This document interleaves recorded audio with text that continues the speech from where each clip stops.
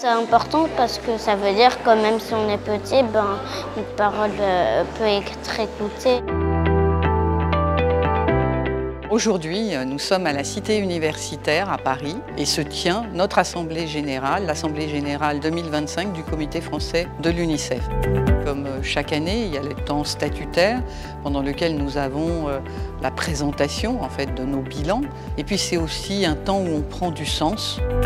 C'est un moment très inspirant. C'est surtout pour moi un concentré d'idées, un concentré de projets, un concentré de belles personnes, de personnes passionnées. On est tous là pour travailler, pour aider aux droits des enfants. Et on a plein de points de vue sur des choses différentes. On rencontre du monde, il y a plein de formations qui sont proposées. C'est hyper épanouissant.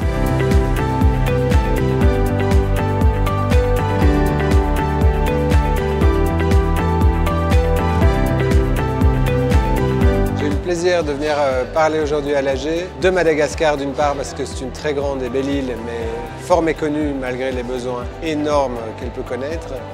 Et puis je me suis focalisé sur le changement climatique et j'ai essayé d'expliquer à quel point l'UNICEF était légitime sur ce terrain-là, parce que toutes les études nous montrent qu'effectivement c'est l'enfance qui est la plus durement frappée par les effets du changement climatique.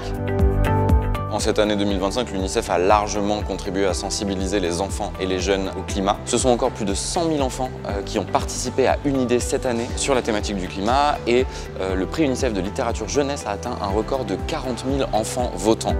Nous avons également créé un jeu, Ecological, un jeu ludopédagogique qui permet de mobiliser les jeunes et de leur faire comprendre le lien entre objectifs de développement durable et droits de l'enfant.